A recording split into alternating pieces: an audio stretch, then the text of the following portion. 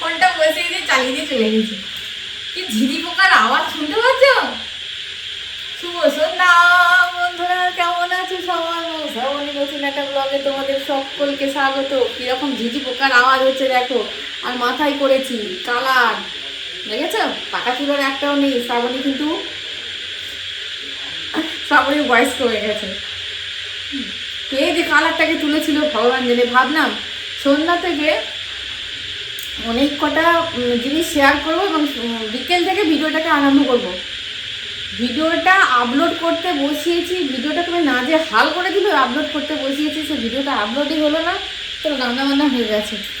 আজকে রুটি করেছি, কুমড়োর তরকারি আর ডিম ভাজা। ভেজে গেছে 9:10। খেতে বসবে তো? হ্যাঁ, আর দেখো খেতে বসবে। 9:10 বেজে গেছে। হ্যাঁ, রুটি করেছি, ডিম ভাজা করেছি আর তোমার করেছি, কি বল, কুমড়োর তরকারি করেছি। আর কিছু করিনি। ভাবলাম কত কি শেয়ার করবো, কিছুই হলো না। আজকের ভিডিওটা এখানেই শেষ করছি। দেখা হচ্ছে কালকে, বুঝতে পেরেছো? আজকে আর কিছু হবে না। হ্যাঁ, মানুষ যেটা চায় সেটা যদি মানুষ পেত, যে সময়টাকে কাজে লাগাবো, হ্যাঁ এই তোমার এইগুলো করব, সব গন্ডগোল করে দিল। ভিডিওটা আপলোড হলো না, কারেন্ট চলে গেল, প্রায় 1 ঘন্টা খানিক কারেন্ট চলে গেল। হ্যাঁ, আর ইনভার্টার নেই, ঘর অন্ধকার হয়ে গেল সন্ধ্যার পর। জানো তো সন্ধ্যার সময় ভিডিও যায়, ঘর অন্ধকার হয়ে গেল সন্ধ্যার পর। আর কিছু ভিডিও সারা শেয়ারই করতে পারলাম না। হ্যাঁ, তবে একটা ঘটনা ঘটেছে, নেক্সট একটা ব্লগে বলবো। আজকে হচ্ছে শনিবার। চলো দেখা হচ্ছে কালকে। কে? কালিদাস?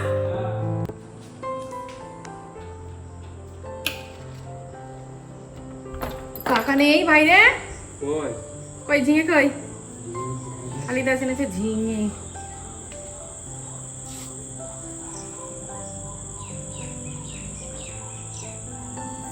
বাজার যাচ্ছে না, ভোরবেলা।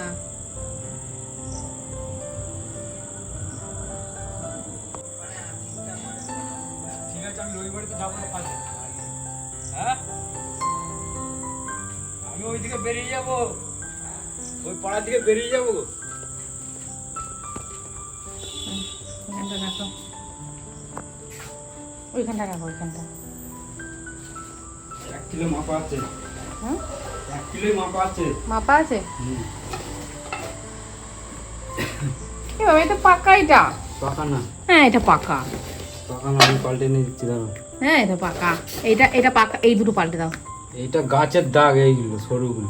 হ্যাঁ, গাছের পাতার উপরে যেগুলো হয় ওগুলো। এইটা পাকা না। এই দেখো, এটা ফুটো। এটা কই? ফুটো না, না কি ফুটো না, হ্যাঁ? এটা পাতার দাগ, উপরে পাতা। দাঁড়া, দুটো আমি পাল্টে আনি।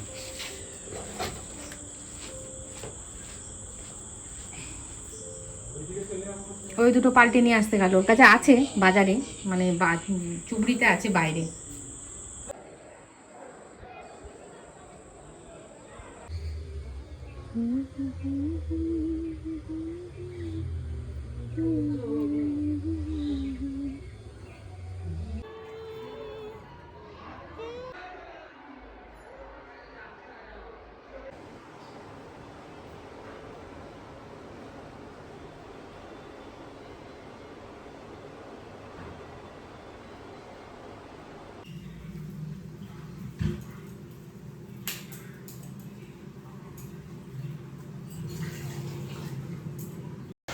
সুপ্রভাত বন্ধুরা, কেমন আছো সবাই? বংশ্রাবণীর নতুন একটা ব্লগে তোমাদের সকলকে স্বাগত। অনেক ভোরবেলা উঠেছি, উঠেও না মনে হচ্ছে একটু শুয়ে থাকি দিয়ে সোফাটা একটুখানি শুয়েছি। আর প্রভু বাইরে বেরিয়েছিল মানে কি, ঘুম থেকে উঠে একটুখানি রাস্তায় পায়চারি করছিল। তারপরে চলে এলো কালিদাস দেখলো তো ঝিঙা দিয়ে গেল। কালিদাসের একটা ছোট্ট জমি আছে, ওইখানে ও ঝিঙে দিয়েছে, দিয়ে বাজার নিয়ে যাওয়ার সময় দিয়ে গেল একদম ভোরবেলা। আমি বললাম আমি তো এখন পয়সা দিতে পারবো না, আমি তখন ঝাঁটপালা কিছু দিইনি। তারপরে ঝাঁটপালা দিলাম, মানে বাসি টাসি কাজ বাজ করে আজকে ঠাকুরঘরের সামনেটা নাতা দিয়ে নিয়ে আমি ঠাকুর পুজো করে নিয়েছি।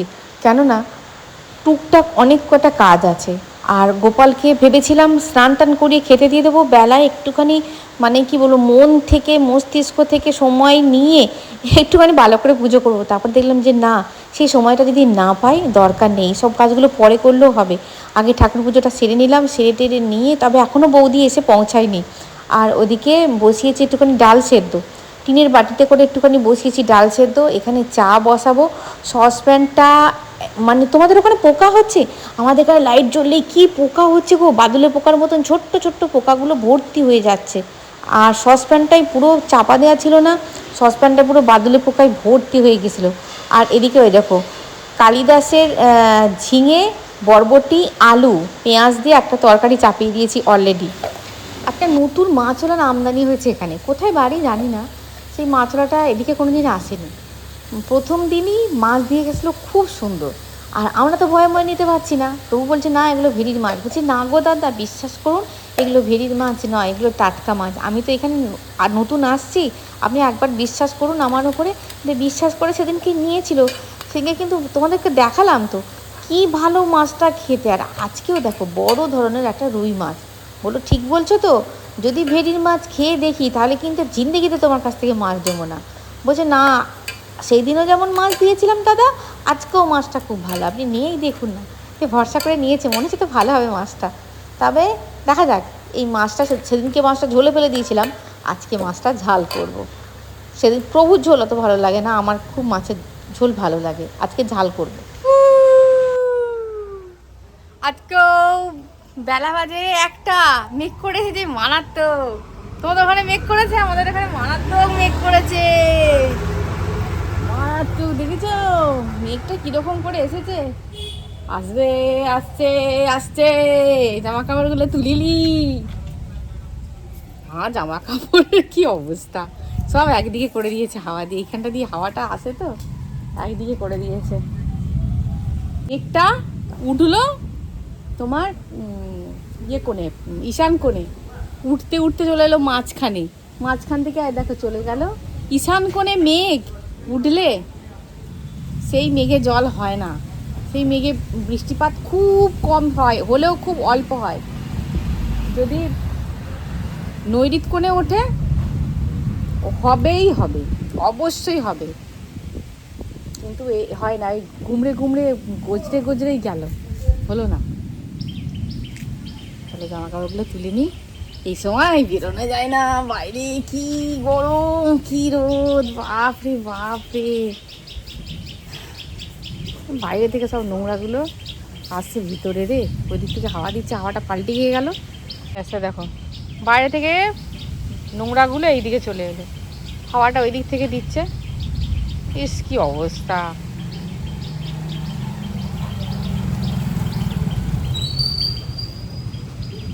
খেজুর গাছটা কি অবস্থা হয়ে আছে, কেটে দিতে পারে। বললাম সেদিনকে স্যারকে যে স্যার খেজুর গাছটা দেখে, খেজুর গাছ বলছি দূর, ইয়ে গাছ সুপারি গাছ, আমি দেখুন। বলছে হ্যাঁ লোক পাচ্ছি না, কেউ লোক কাটার। আমি বলছি আপনারাই কেটে দিন, ওই তো হাতের নাগালে পাওয়া যাবে, আপনারাই কেটে দিন। বলছে না আমরা কাটলে পাঁচিলের উপর পড়লে পাঁচিল ভেঙে যাবে। বলছি হ্যাঁ তা অবশ্য ঠিক, কি ডেঞ্জারাস হয়ে আছে দেখো, মাঝখান থেকে ভেঙে ছিঁড়ছে গিয়ে। চলো জামা কাপড়গুলো তুলে নিই। অপরাজিতা গাছটা আমার ইয়ে করা হলো না, আর ফুলে ভর্তি হয়ে যাচ্ছে অপরাজিতা, বড় বড় ফুল ধরছে। কেটে কেটে ভাবলাম নিয়ে যাব, নিয়ে গিয়ে টবে ওপরে রাখবো, দিয়ে লতিয়ে লতিয়ে তুলে দেবো, কিন্তু সে আর হলো না, গরমে আর এনার্জি পাচ্ছি না। এই দেখো আমার টিকোমা গাছটা দেখেছো, পুরো ভর্তি হয়ে গেছে ফুলে, পুরো ফুলে ভর্তি হয়ে গেছে টিকোমা গাছটা। আর এই জবাটাও টিকোমার সঙ্গে এনেছিলাম, টিকোমাটার এই জবাটা নিয়ে এলাম।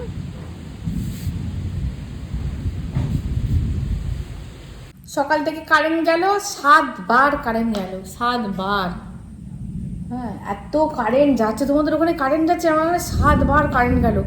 রান্নাটা করবো, মাছটা ভাজা হয়েছে, ব্যাস মশলাটা করতে যাবো, কারেন্ট গেলে চলে বসে আছি। হ্যাঁ দেখো যেই সিল টিল পেতে রেডি করবো না, তখন দেখবে অর্ধেকটা মশলা বাটা হয়ে গেছে, তখন দেখবে কারেন্ট চলে এসেছে। একটু ওয়েট করছি। কি অবস্থা দেখো, মেঘ করে এলো এখনো। আজকে গতকাল তো জমজমে বৃষ্টি হয়েছে ভোরবেলা, সাথে তোমাদের বললাম, কিন্তু আজকে ওই যে যেহেতু ইয়েতে তোমার বৃষ্টিটা নৈঋত করে ঈশান কোণে ধরলো, বৃষ্টিটা হলো না। আকাশ কিন্তু গজরাচ্ছে, ব্যাস গজরানোর চোটে এরাও দিল কারেন্টটাকে অফ করে।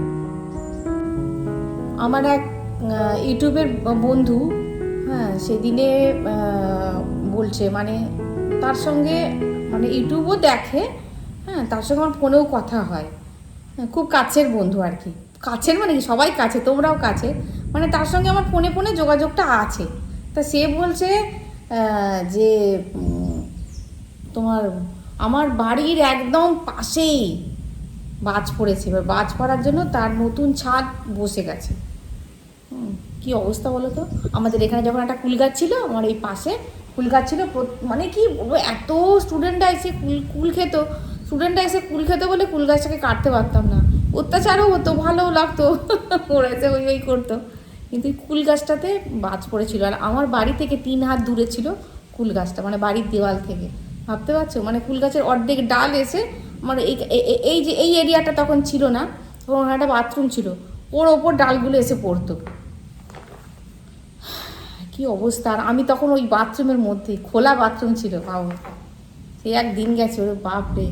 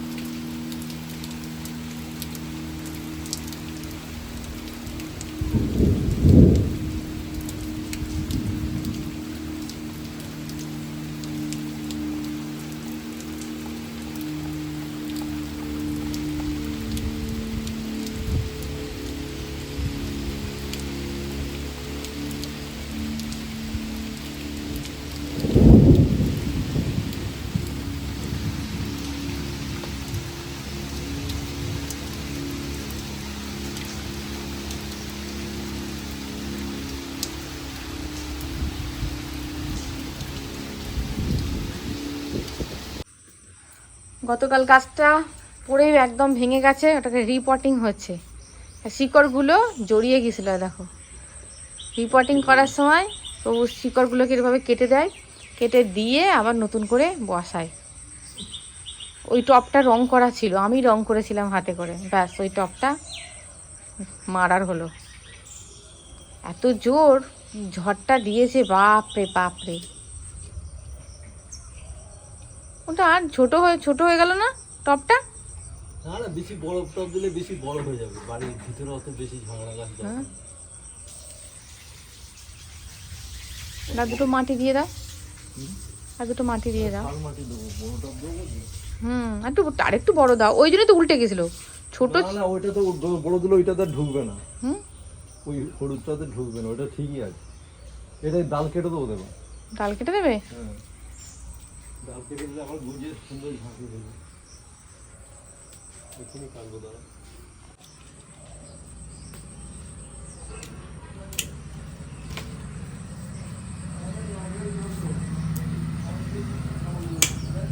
কুচুমের আজকে ম্যাচ আছে, বেরিয়ে গেছে, ভোরবেলাতেই বেরিয়ে গেছে।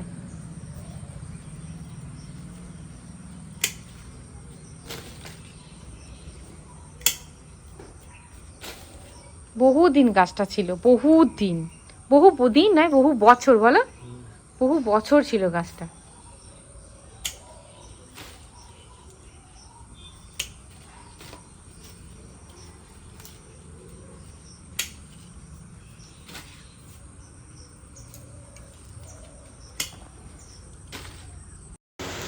শুভ সন্ধ্যা বন্ধুরা, এদিকে চাপিয়ে দিয়েছি চা, আর এত জোরে ভাই টিভি দেখছে, মানে কি বলবো, যদি তোমাদের সঙ্গে কথা বলতে বলতে আমি ভিডিওটা করতাম তাহলে কপিরাইট খেয়ে মরতাম।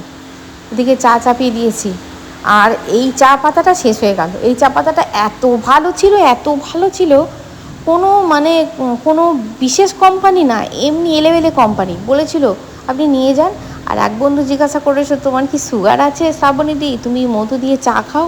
না বন্ধু, সুগার নেই।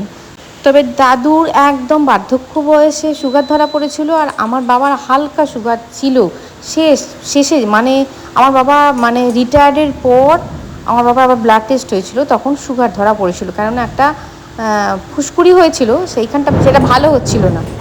তখন ডাক্তার ব্লাড টেস্ট করতে দেয়, দিয়ে তখন বাবার হালকা সুগার ধরা পড়েছিল। ওই জন্য এবার তো বয়সটা হচ্ছে, ওই জন্য একটুখানি চিনিটা অ্যাভয়েড করছি, চিনি মিষ্টিটা একটু অ্যাভয়েড করছি। দেখছো, 2 রকমের চা, প্রভুর একদম চিনি ছাড়া, প্রভুর সুগার নেই কিন্তু চিনি ছাড়া, আর আমার একটুখানি সামান্য একটু মধু দিয়ে খাচ্ছি, না হলে একদম কেমন কেমন একটা লাগে। মনটাকেও তো ভালো রাখতে হবে। আর দেখো, তোমাদের বলি না, প্রভুর ফোনে ফোন করলে আমাকে পুরো কোরিয়ানদের মতো লাগে, এত ফর্সা নই গো আমি। আমাকে যখন দেখবে ধপে ফর্সা লাগছে, তখন দেখবে এটা প্রভুর ফোন, দেখেছ কি ফর্সা হয়ে গেছি। হ্যাঁ, ফেয়ার অ্যান্ড লাভলি অ্যাড দিচ্ছি।